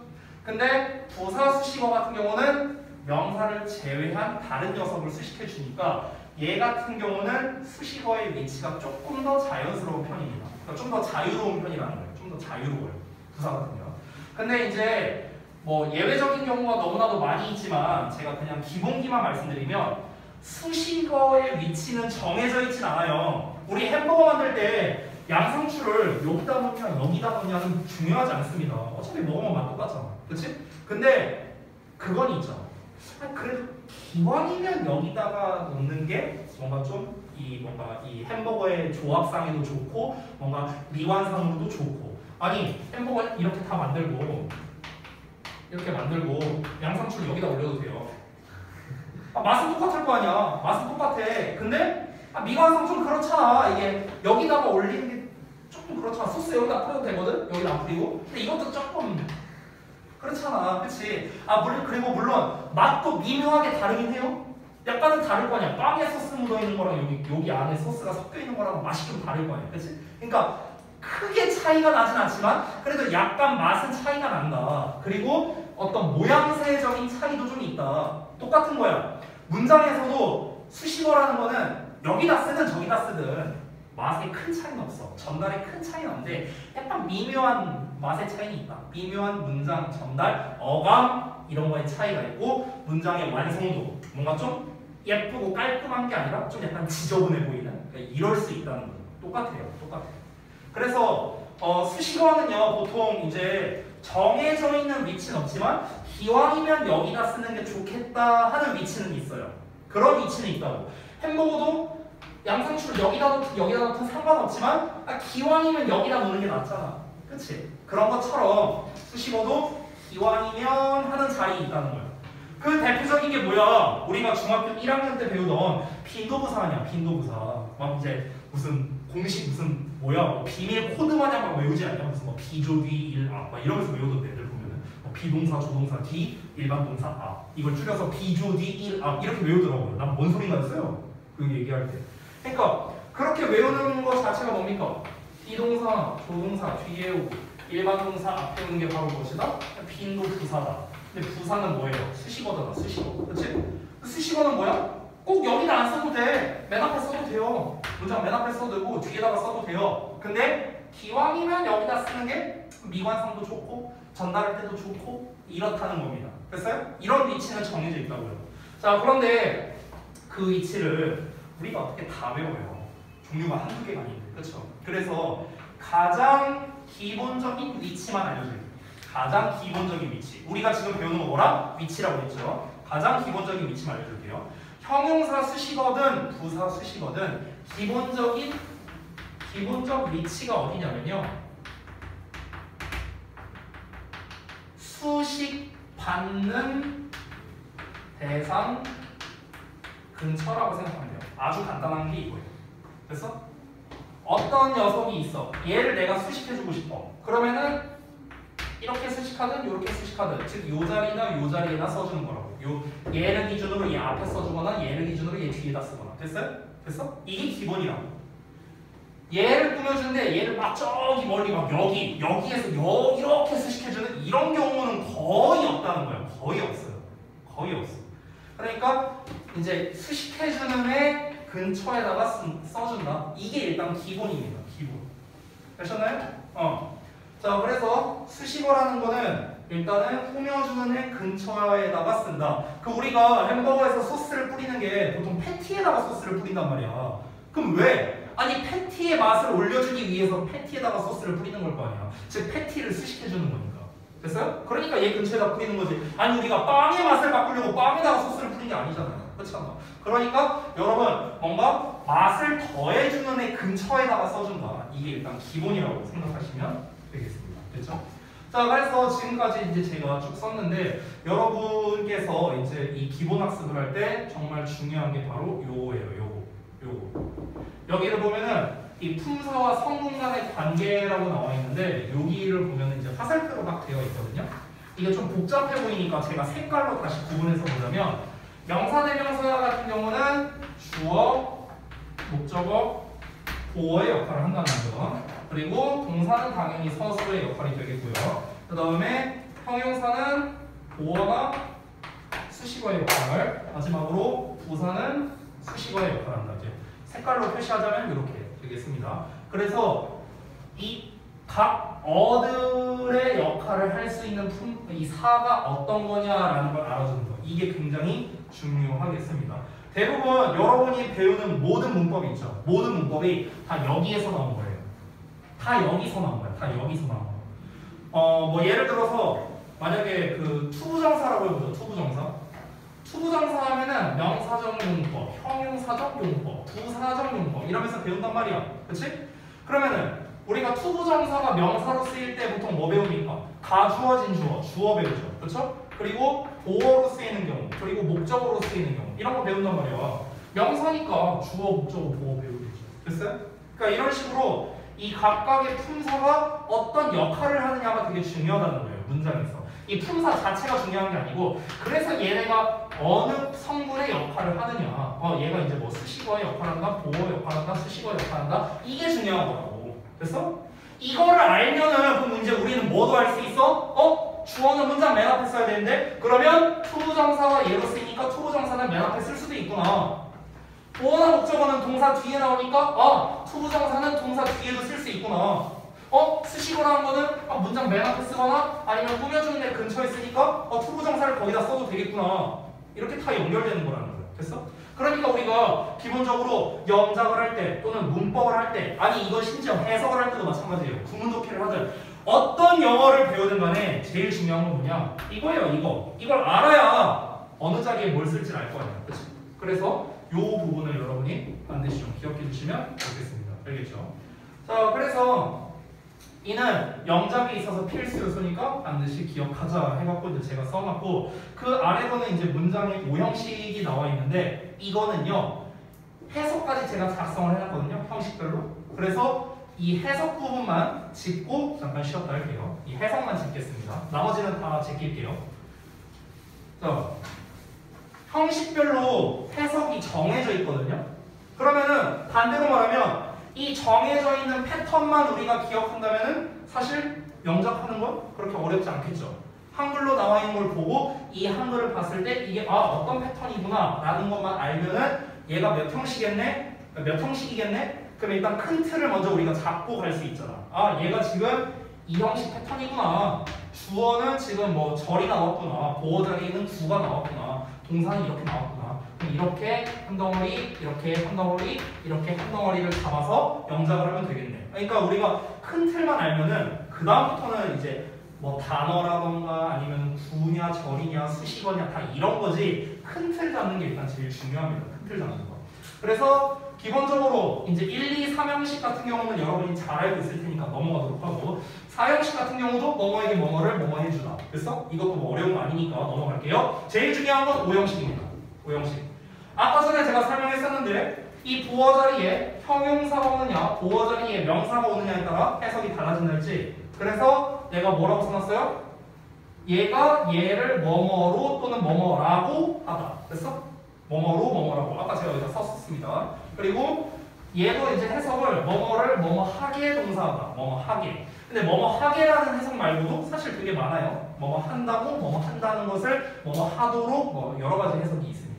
됐죠? 그래서 이 부분에 대한 예문이 아래에 이제 쭉 나와 있으니까 요거는 여러분께서 한번 살펴보시면 좋을 것 같습니다. 그 아래에는 이제 개념 테스트가 있거든요. 그래서 이 부분을 한번 여러분이 채워도 볼 겁니다. 아시겠죠? 그래서 이제 우리 챕터 1의 전반적인 거를 제가 좀 짧게 정리를 했는데요. 여러분이 학습하면서 제일 중요한 건 다시 한번 뭐다? 자리입니다. 자리. 어느 자리에다가 어떤 형태를 써야 되느냐. 이것만 항상 1순위로 기억을 해주세요.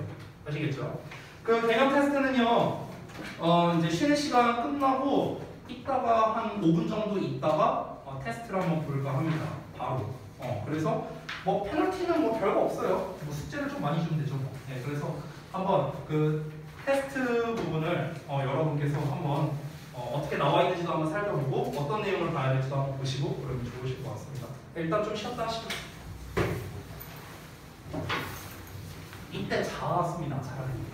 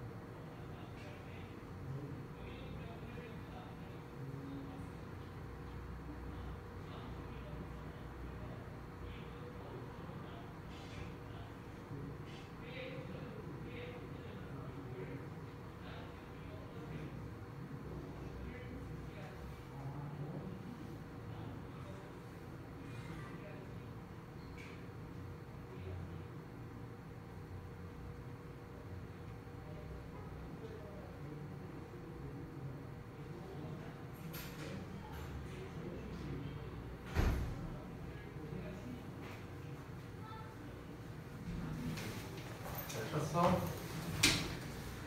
자, 그러면 지금까지 그 문장의 구조 쪽을 봤는데 우리 그 교재 이제 여기 개념 테스트 부분이라고 나와 있는 부분 있지? 여기에서 이제 뭐 활동사의 종류 및 개념, 그리고 구와 절이랑, 그리고 5성분의 종류 및 개념, 그리고 문장의 오형식의 종류, 그리고 해석 방식, 그리고 5성분에 대한 예시, 단어, 구, 절 각각 해갖고 이렇게 나눠놨거든요. 그래서 이 부분은 여러분이 제가 생각을 해보니까 셀프 테스트로 한번 보는 게 나을 것 같아요. 여러분이 셀프 테스트로 숙제로 한번 해보시면 좋을 것 같고, 그 다음에 어차피 우리가 지금 하고자 하는 이제 주된 내용은 영작이니까 영작을 좀 기준으로 하는 게 좀 나을 것 같아요. 그래서 이거를 하는 방법을 제가 좀 알려드리고자 합니다. 자, 그래서 우리 135제 교재 있죠. 여기를 좀 푸시고 제가 하는 방법을 좀 알려드릴게요.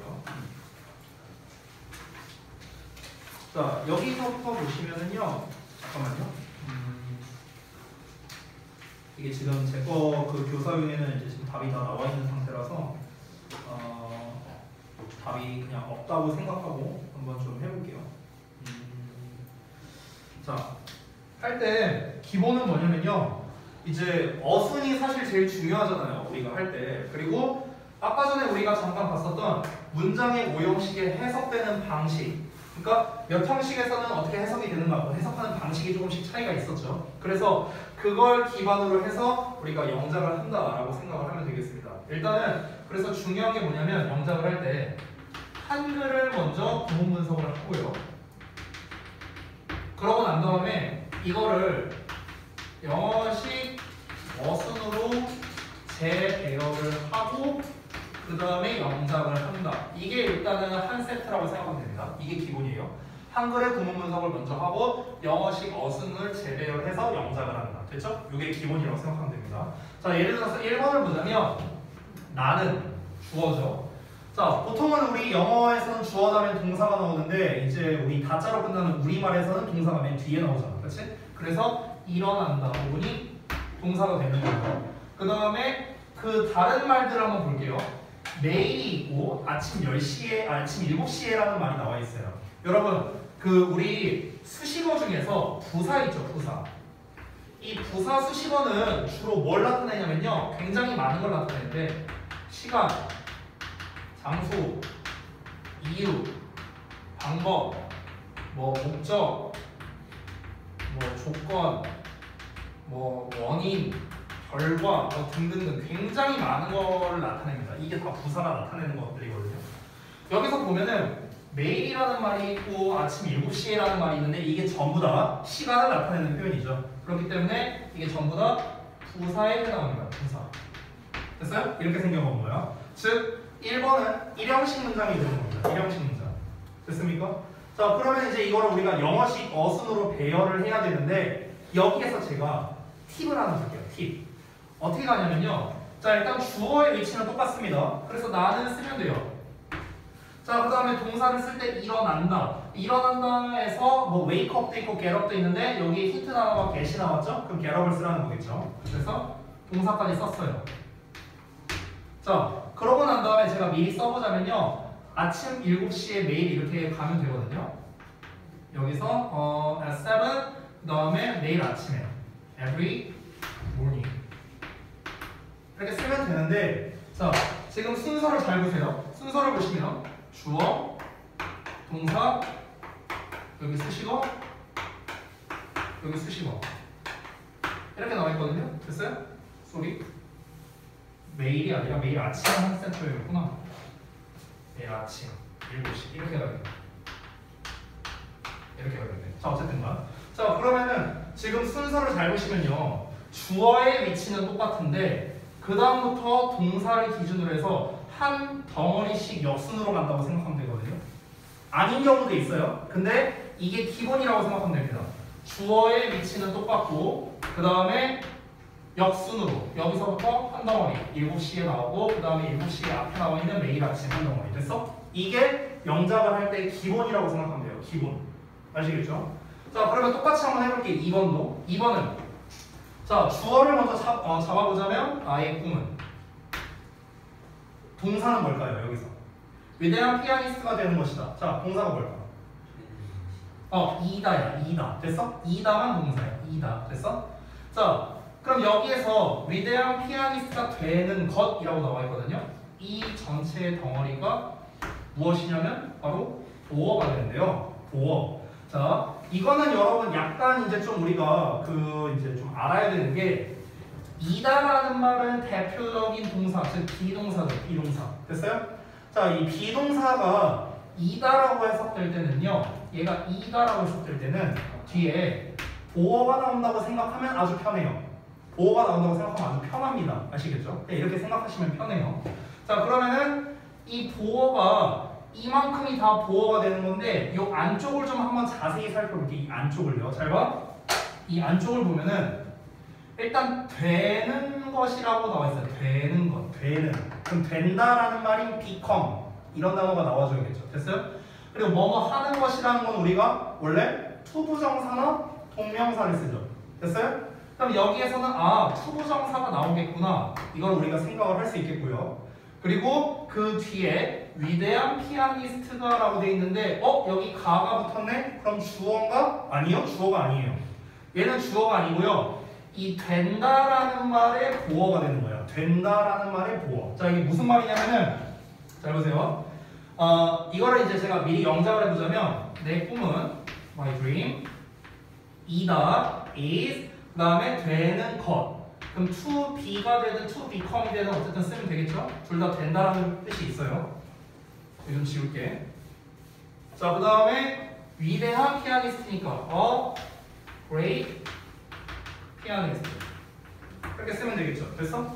그러면은 여기를 잘 살펴보시면 구문 분석할 때 내 꿈은 이다 네모가로 되는 것 이렇게 되는 거예요. 지금 됐어? 여기까지 보어가 나온 건데 이 안쪽을 살펴보자고. 안쪽을 여기에서 be 또는 become이 있는데 요 녀석을 우리가 동사라고 한번 쳐보자고요. 동사라고. 실제로 동사는 아니지. 동사라고 쳐보자고. 그러면은 그 뒤에는 great pianist가 뭐냐? 이 be 또는 become의 보어가 되는 거라고요. be 또는 become의 보어. 됐어? 자, 다시 한번 여기에서 우리가 만약에 I become a pianist 이렇게 써볼게. 이렇게 써볼게. 그러면 나는 피아니스트가 된다 이렇게 해석하죠. 그럼 내가 지금 해석을 어떻게 써? 나는 피아니스트가 된다. 가가 붙었네? 됐어요? 됐어? 그러니까 이런 것처럼 우리가 은은이가 붙는다고 무조건 주어가 아니고요. 나는 피아니스트가 된다고 했을 때 여기서 나와 피아니스트는 둘이 어떤 대상? 동일한 대상이 되는 거거든요. 동일한 대상. 나와 피아니스트. 아까 제가 보어에 대한 설명을 할 때 잠깐 얘기했었는데 명사 보어는 동격을 나타낸다라는 말이라고 제가 얘기를 했었거든요. 동격? 동격이 뭐냐? 똑같은 녀석을 동격이라고 불러요. 똑같은 녀석. 이 I라는 명사와 피아니스트라는 명사가 둘이 똑같은 대상이 되는 거죠. 그래서 얘가 보어가 되는 거거든요. 됐어요? 여기까지 이해됐어? 그래서 be 또는 become 그리고 뒤에 great pianist가 나왔죠. 피아니스트가 된다라는 이 녀석이 지금 동격 관계를 이루기 때문에 지금 보어가 된다는 거고 이 네모가로가 또 보어인 이유는 무엇이냐? 내 꿈과 피아니스트가 된다는 둘이 똑같기 때문에 그런 거예요. 됐어요? 내 꿈은 곧 피아니스트가 되는 것 둘이 똑같은 거니까. 됐어? 그래서 우리가 보어라고 이렇게 표시를 한 거다. 자, 그러면은 어순을 한번 볼게요. 어순. 자, 우리가 처음에 한글 구문 분석을 이렇게 했어. 자, 그 다음에 어떻게 하라고? 주어 썼죠. 나의 꿈은. 그 다음에 역순으로 가라 했죠. 덩어리별로 역순으로 가는 거예요. 덩어리별로. 잘 보세요. 이다 나왔어. 자, 내 꿈 나왔고 이다 나왔어. 그 다음에 이 덩어리를 써야 되는데 이 덩어리 안쪽에서 되는 것이라는 말이 나와 있죠. 되는 것. 됐어? 이게 한 덩어리잖아. 그래서 이 한 덩어리인 to be 또는 to become이 먼저 나온 거야. 됐어? 그 다음에 남는 덩어리가 이 덩어리죠. 위대한 피아니스트. 됐어? 그래서 위대한 피아니스트가 이렇게 나오게 되는 거. 됐죠? 그래서 기본은 뭐냐? 영작을 할 때 주어의 위치는 똑같고 동사부터 한 덩어리씩 역순으로 간다. 됐어? 이게 일단 기본입니다. 영작에서요. 아시겠죠? 자, 하나만 더 해볼게요. 하나만 더. 조금 어려운 문장이 있으면 좋을 텐데 3번을 한번 보겠습니다. 자, 3번을 보면요. 나는 그 음식이 상했다는 것을 몰랐다 이렇게 나와 있거든. 자, 잘 보세요. 그러면 나는 몰랐다. 이게 동사죠. 여기 잘 보시면은 그 음식이 상했다는 것을, 자, 뭐뭐 했다는 것을 을 붙었네. 그러면 이 전체가 목적어가 되겠죠. 을 붙었으니까. 됐어? 자, 근데 이 안쪽을 잘 살펴봐. 목적어 안쪽을 잘 살펴보면은 그 음식이 상했다. 이 안에 주어 동사가 들어가 있네. 됐어? 음식이 상했다. 됐니? 그럼 음식이 상했다. 여기서 상하다라는 동사는 없어요, 여러분. 상한 상태로 가다 이렇게 가야 되거든요. 그래서 상한 상태가 되다 이렇게 되는 거예요. 됐어요? 자, 이게 무슨 말이냐 다시. 자, 보어를 좀 더 추가적으로 말씀드리면 여러분 이 보어라는 개념은 상태를 나타내는 말이거든요. 기본적으로 상태? 그렇기 때문에 우리가 어떤 일반적으로 형용사 보어가 나오면요 어떠한 상태로 이렇게 해석되는 게 기본이에요. 기본이야. 명사가 나와도 마찬가지거든. 내가 아까 전에 썼던 I am a student를 하면은 우리말로는 나는 학생이다라고 해석하잖아. 근데 이거를 보어식으로 해석하면 어떻게 되냐면 나는 학생인 상태이다가 되는 거예요. 됐어요? 뭐뭐한 상태. 즉 보어라는 거는 어떠한 상태로 해석하는 게 기본이라는 겁니다. 여기까지 됐나요? 그러면 그 음식이 상했다는 거는 그 음식이 상한 상태였다 이런 말인 거죠. 됐어요? 됐어? 그래서 요 안쪽을 살펴봤을 때 그 음식이 상하게 됐다라는 주어 동사 보어가 된 거고, 여기서 보어의 이유는 뭐냐면 상한이란 뜻의 상한 음식이 상한 플러스 이다 이게 합쳐진 말이에요. 상했다라는 것 자체가 였다죠 이거. 됐어? 상한이라는 형용사와 이다라는 비동사가 합쳐진 말이 바로 요 상했다라는 말이 되는 거라고. 이해돼요? 뭔 말인지? 됐어? 그렇기 때문에 선생님이 보어 동사 이렇게 표시를 한 겁니다. 여기까지 됐나요? 그럼 남는 게 뭐야? 는 것을 이 말이 남았죠. 는 것을. 자, 그럼 뭐뭐 했다는 것, 했다는 것 여기 했다는 것. 이 부분을 우리가 영어로 어떻게 쓰냐? 이게 바로 그 유명한 대시예요. 대. 됐어? 이 대시라는 녀석을 해석할 때 뭐뭐 했다는 것, 뭐뭐 한다는 것, 뭐뭐라는 것, 뭐뭐라는 사실 뭐 이렇게 해석을 하거든. 됐어? 이 대시 바로 뭐냐? 접속사고. 접속사. 됐어? 자, 그러면 우리가 영작을 할 때 영어식 어순으로 써야 된다고 했죠? 그럼 영어식 어순으로 재배열하면 이렇게 되는 거야. 잘 봐봐. 나는 주어 나오고 몰랐다 동사 나와. 그 다음에 목적어 나오는 거야. 됐어? 이런 구성으로 갈 텐데 여기 목적어 보이죠? 됐어? 근데 이 목적어 안에 뭐가 들어가 있어? 또 주어, 보어, 동사, 대시 들어가 있잖아. 그렇죠? 그럼 여기에서 항상 제일 먼저 써야 되는 건 뭐다? 접속사, 대. 얘 다음에 나오는 덩어리가 여기잖아요. 했다는 거. 됐어요? 그래서 여기에 대를 먼저 써주는 거예요. 여기까지 됐죠? 그러고 난 다음에 다시 영어식 어순인 주어, 동사, 보어. 이 어순으로 가면 되는 거예요. 됐어?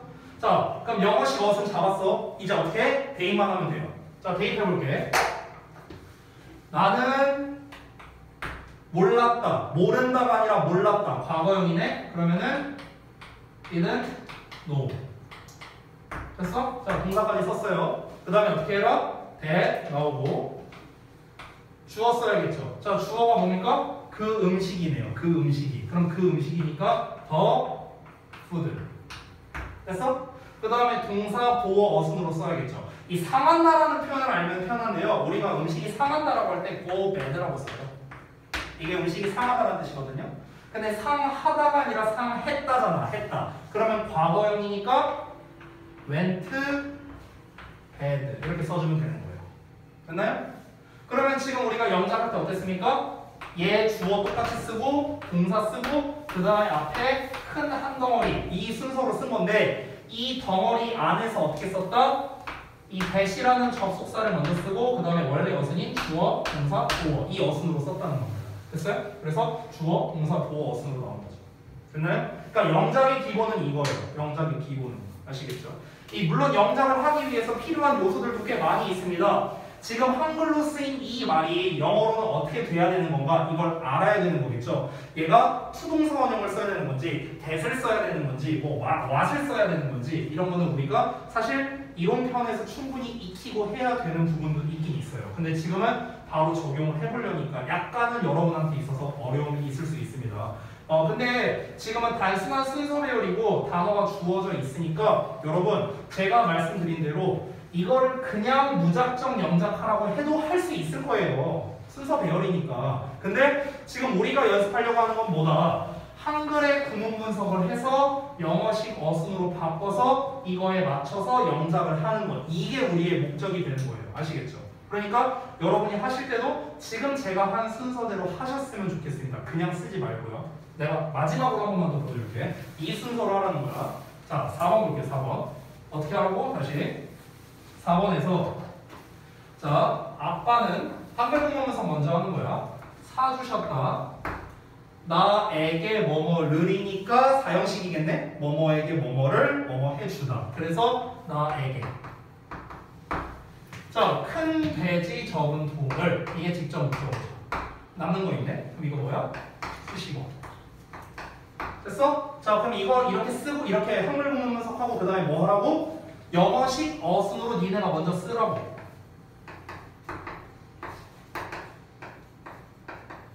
이렇게 썼죠? 이게 영어식 어순이잖아. 됐어? 자, 그러고 난 다음에 이걸 그대로 대입하라고.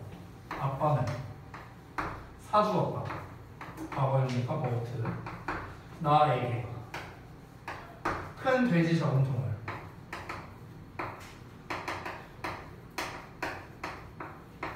그 다음에 마지막 수식어에 담아놓은 거. 어제. 됐어요? 이렇게 하면 영작 완성인 거야. 지금 선생님이 어떤 과정을 거쳤는지 봤죠? 한글 구문 분석했어. 영어식 어순으로 재배열했죠? 그리고 그 아래에다가 맞춰서 이렇게 썼습니다. 영작을. 됐나요? 이 순서로 여러분이 작문을 해보셔야 된다라는 겁니다. 이 순서로요. 자, 그래서 여러분께서 한번 해보실 건데, 자, 어떻게 해보시느냐? 5번부터요. 그 다음 페이지 넘어가면은 3페이지 25번까지 있습니다. 그래서 여기까지 다 하기에는 조금 많고요. 홀수 원어만 한번 해보세요. 홀수 원어. 아시겠죠? 지금 한번 해보십시오. 제가 이제 다 못해도 돼요. 어차피 숙제를 줄 거니까 다 못해도 되니까 홀수 원어만 제가 알려준 대로 한글 구문 분석, 영어식 어순 재배열, 영작 이 순서대로 한번 여러분이 써보시기 바랍니다. 6번부터는 순서 배열이 아니라 단어가 몇 개만 주어져 있기 때문에 여러분 입장에서 헷갈릴 수 있습니다. 만약에 모르는 단어가 있다 한다면요, 그 단어 자리는 빈칸으로 그냥 두세요. 알겠죠? 그냥 빈칸으로 두고, 예를 들어서 이런 거야. 잠깐만 봐봐. 여기 직접 목적어 자리에 큰 돼지 저금통 이걸 쓰고 싶어. 근데 내가 큰은 알아. B. 자, 큰은 썼어. 근데 돼지 저금통을 영어로 모르겠어. 안 나와 있어. 만약에. 그러면은 이렇게 빈칸으로 두라고. 됐어? 그러고 난 다음에 yesterday 쓰면 돼요. 알겠죠? 어차피 여러분 우리가 지금 영작의 목적은 뭐냐면요, 단어를 얼마나 아느냐를 점검하려고 하는 게 아니야. 이 순서에 맞춰서 쓸 수 있느냐를 나는 보고 싶은 거예요. 아시겠죠? 그러니까 몰라도 됩니다. 단어 몰라도 돼요. 그게 중요한 거 아니야. 그 순서에 맞게끔 쓰는지가 포인트입니다. 아시겠죠? 그러니까 반드시 이 과정에 거쳐서 맞춰서 여러분이 한번 써보시면 좋겠습니다. 한번 해보십시오. 지금 홀수거. 혹시 한글 구문 분석에서 좀 헷갈리는 게 있다 한다면은 저에게 말씀을 좀 주세요.